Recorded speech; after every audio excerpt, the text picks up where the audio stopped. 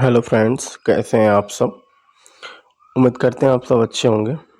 दोस्तों, आज वीडियो में हम लोग देखेंगे नाथ साहित्य के बारे में। इसके पहले हम लोग वीडियो में सिद्ध साहित्य और उसके जो प्रमुख कवि हैं लुइपा, कड़प्पा, डोंगुपा और सारप्पा, इन लोगों के बारे में हम लोग पिछली वीडियो में देख चुके हैं। तो इस वीडियो में हम लोग देखेंगे नाथ साहित्य के बारे में।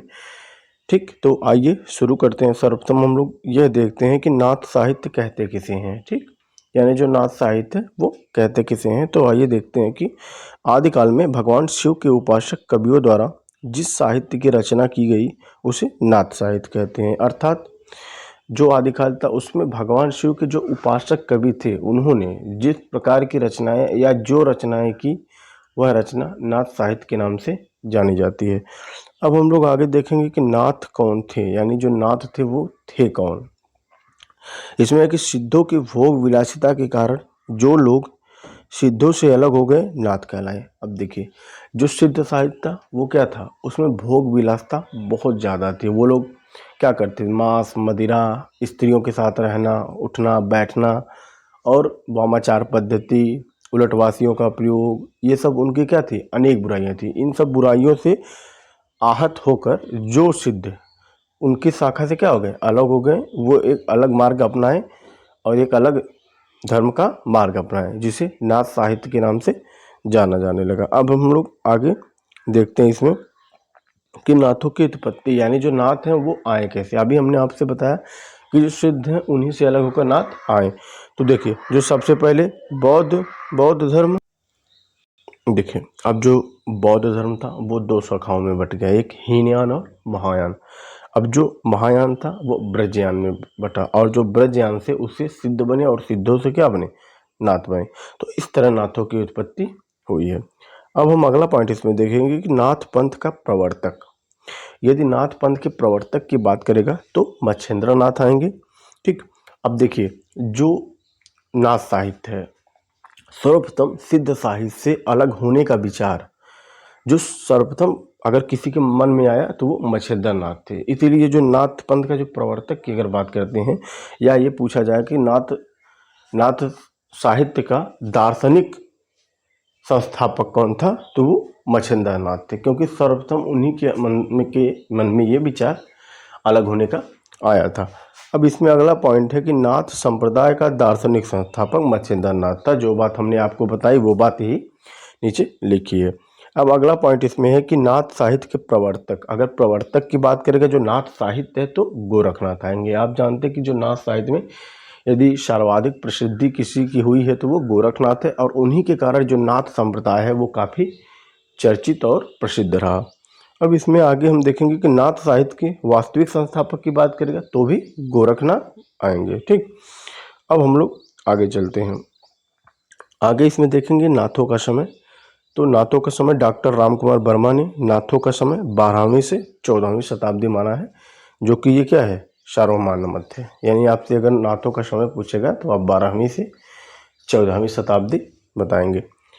नाथों की संख्या की बात करेगा तो 9 नाथ हैं, और आप जानते हैं जो सिद्ध हैं उनकी संख्या कितनी है, 84 सिद्ध हैं और नाथ 9 है। इसको आप जरूर याद रखिएगा। अगला पॉइंट इसमें एक गोरक्ष सिद्धांत संग्रह में निम्नलिखित 9 नाथ हैं। अब जो गोरख सिद्धांत संग्रह है इसमें कितने नाथ हैं, 9 नाथ का उल्लेख है। कौन कौन 9 नाथ है ये देखते हैं। सबसे पहले नाम आता है नागार्जुन का, दूसरा नाम मलयार्जुन का, तीसरा भीमनाथ, चौथा चरपटनाथ, पांचवा जालंधर, छठवां जड़भरत, सातवां सत्यनाथ, आठवां हरिश्चंद्र और नौवां गोरखनाथ आता है। और इससे शुक्ल जी भी सहमत है, यानी जो आचार्य रामचंद्र शुक्ल हैं वो भी इन 9 नाथों से क्या है, सहमत है। यानी वो भी मानते हैं कि यही 9 नाथ थे। जो शुक्ल जी की जो पुस्तक है हिंदी साहित्य का इतिहास, जो कि सन 1929 में प्रकाशित हुई है, उस बुक में पृष्ठ संख्या 9 पेज संख्या 9 में ये दिया भी गया है। आप उसे आराम से वहाँ से देख भी सकते हैं। अब हम लोग आगे देखते हैं। डॉक्टर रामकुमार वर्मा ने निम्नलिखित 9 नाथों का उल्लेख किया, और जो डॉक्टर रामकुमार वर्मा थे उन्होंने भी 9 नाथ का उल्लेख किया है, लेकिन जो उस 9 नाथों से क्या है, अलग है। इनमें उन्होंने पहले नाथ को बताया आदिनाथ, यानी जो शिव क्या थे, जो शिव भगवान शिव थे उनको वो लोग आदिनाथ के नाम से जानते थे या मानते थे। दूसरा मच्छेंद्रनाथ, तीसरा गोरखनाथ, चौथा चरपटनाथ, और इसमें पांचवा है गहिड़ीनाथ, और उसके बाद छठा है चौरंगीनाथ, सातवां ज्वालेंद्रनाथ, और आठवां भरथरीनाथ, और नौवां गोपीचंद्र नाथ। अब आगे इसमें एक पॉइंट है, आचार्य हजारी प्रसाद द्विवेदी ने नाथ पंथ को सिद्ध मार्ग, योग मार्ग, अवधूत मत, योग संप्रदाय आदि नाम से संबोधित किया है। यदि इस तरह पूछा जाएगा कि जो सिद्ध साहित्य को अवधूत मत किसने कहा, तो वो आचार्य हजारी प्रसाद द्विवेदी जी ने कहा है। अब आगे देखते हैं कि नाथ साहित्य की विशेषताएं, यानी जो नाथ साहित्य है उसकी विशेषताएं क्या क्या हैं। तो सबसे पहला पॉइंट इसमें है कि गृहस्थों के प्रति अनादर का भाव, यानी जो नाथ साहित्य वो लोग जो गृहस्थ थे उनके प्रति अनादर का भाव रखते थे। दूसरा इसमें पॉइंट है गुरु को विशेष बल, यानी जो सिद्ध साहित्य की तरह नाथ साहित्य में भी क्या था, गुरु को विशेष बल दिया जाता था, यानी गुरु का स्थान सर्वोपरि माना जाता था। अब इसमें अगला पॉइंट ये है कि योग साधना पर बल, और जो अब जानेंगे जो सिद्ध साहित्य वहाँ सिद्ध लोग क्या करते थे, काया साधना पर बल देते थे, लेकिन जो नाथ साहित्य ये योग साधना पर बल देता था। अगला पॉइंट इसमें है कि ब्राह्मणवाद का विरोध। आप जानते हैं कि जो सिद्ध साहित्य है वो भी विरोध करता था और नाथ साहित्य वो भी विरोध करते थे, यानी जो ब्राह्मणवाद था उसका। अगला इसमें है कि निवृत्ति मार्ग पर बल। अब देखिए जो सिद्ध साहित्य था वो प्रवृत्ति मार्ग पर बल देता था, और जो नाथ साहित्य है ये निवृत्ति मार्ग पर बल देता है। अब निवृत्ति मार्ग क्या है, देखिए जो सांसारिक मोह माया भोग विलास है इन सबको छोड़कर जो लोग भक्ति के मार्ग में लग जाते थे, यानी छोड़कर जो भक्ति करते थे वो होता था निवृत्ति का मार्ग। अब आगे इसमें है कि हठ योग साधना प्रणाली, यानी जो नाथ थे वो हठ योग साधना प्रणाली का भी प्रयोग करते थे। इसमें सातवां पॉइंट है कि सिद्धों के भीतर भोग विलास की निंदा थी, यानी जो सिद्ध थे वो क्या करते थे, भोग विलास की निंदा करते थे। अगला इसमें है कि नारी निंदा एवं बहुदेववाद का विरोध था, यानी अब देखिए ये लोग नारियों की भी निंदा करते थे, यानी जो नारी है उससे दूर रहना चाहते थे, उनसे दूर रहकर ही भक्ति को इन्होंने आवश्यक माना है। और बहुदेववाद का विरोध करते थे, यानी जो अनेक प्रकार के देवी देवताएं हैं क्या है वो उनको नहीं, वो सिर्फ एक देवता को मानते थे। और ये लोग जो भगवान शिव हैं उनके एकल रूप की भी उपासना करते थे, और जो सिद्ध थे वो भगवान शिव के युगल रूप की उपासना करते थे। अब आगे देखेंगे इसमें, देखिए सिद्धों एवं नाथों एवं सिद्धों में अंतर, यानी नाथ और सिद्ध में क्या अंतर है। देखिए सबसे पहला अंतर ये है कि जो सिद्ध थे वो निरीश्वरवादी थे, यानी वे लोग ईश्वर पर विश्वास नहीं करते थे, जबकि नाथ क्या थे, ईश्वरवादी थे, वे ईश्वर की सत्ता में विश्वास करते थे। अगला पॉइंट इसमें है कि सिद्धों में साधना मार्ग में नारी का सहयोग आवश्यक माना जाता था, जबकि नाथों ने साधना मार्ग में नारी से दूर रहने की बात की है। अभी हमने पीछे आपको क्या बताया, जो सिद्ध थे वो जो योग साधना भक्ति मार्ग इन सब में क्या चाहते थे कि जो नारी है उनका साथ आवश्यक मानते थे सिद्ध, जबकि नाथ क्या थे, नारी से दूर रहने की बात करते थे। तीसरा पॉइंट इसमें कि सिद्ध साहित्य सरस है, जबकि नाथ साहित्य शुष्क एवं नीरस है। अब देखिए सिद्ध साहित्य सरस क्यों है, सरस मतलब क्या होता है, आसान सहज। क्यों है, क्योंकि उसमें जो है भोग विलासता मांस मदिरा इन सब का सेवन करते हुए भक्ति में डूबे रहने की बात की गई थी, इसलिए वो क्या था, सरस था, आसान था। जबकि नाथ साहित्य क्या था, शुष्क था और नीरस था। शुष्क क्यों था, क्योंकि इसमें भोग विलासता नाम की कोई चीज़ थी नहीं, इसलिए ये क्या था, शुष्क था और नीरस भी था। अब अगला पॉइंट इसमें है कि सिद्धों ने काया साधना पर बल दिया, जबकि नाथों ने योग साधना पर बल दिया। ठीक, अब इसमें हम आगे देखेंगे।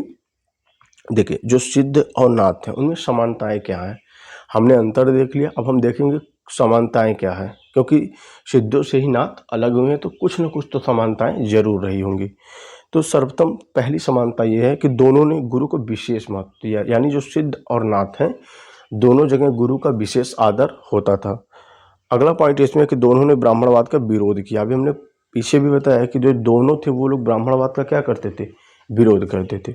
दोनों ने समाज को सुधारने का काम किया है।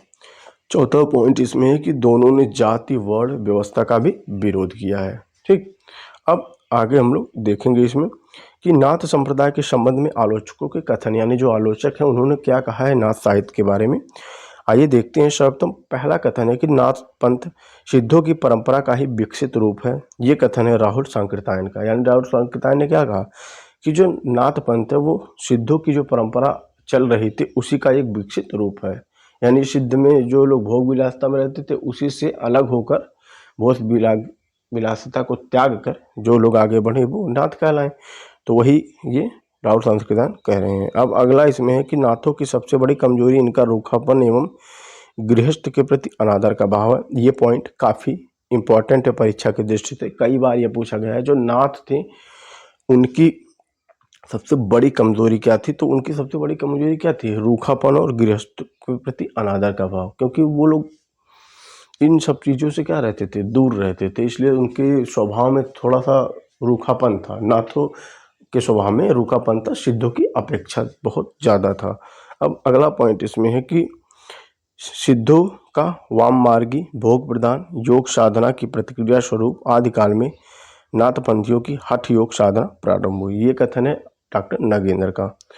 चौथा इसमें कथन है कि संपूर्ण संत साहित्य नाथ साहित्य पर अवलंबित है। नाथों की परंपरा का ही विकसित रूप संत काव्य धारा है। ये कहे हैं डॉक्टर रामकुमार वर्मा ने। अब देखिए डॉक्टर रामकुमार वर्मा ने जो नाथ साहित्य को कहाँ से जोड़ दिया? संत काव्य धारा से। कैसे? देखो उन्होंने कहा कि संपूर्ण संत साहित्य नाथ साहित्य पर अवलंबित है, यानी जो नाथ साहित्य है इसी पर जो संपूर्ण संत साहित्य अवलंबित है। नाथों की परंपरा का ही विकसित रूप क्या है? संत काव्य धारा है। तो उम्मीद करते हैं ये वीडियो आपको समझ में आया होगा। अब मिलते हैं हम नेक्स्ट वीडियो में। अगली वीडियो में हम लोग देखेंगे जो नाथ साहित्य के जो दो प्रमुख कवि हैं, यानी मच्छेंद्र नाथ और गोरखनाथ। इन पर हम बनने वाले सारे प्रश्न भी देखेंगे, उनके रचनाएं देखेंगे, उनके बारे में विशेष कथन और भी सारी जानकारी हम लोग नेक्स्ट वीडियो में देखेंगे। तो मिलते हैं नेक्स्ट वीडियो में, तब तक के लिए बाय। थैंक यू वीडियो देखने के लिए बहुत बहुत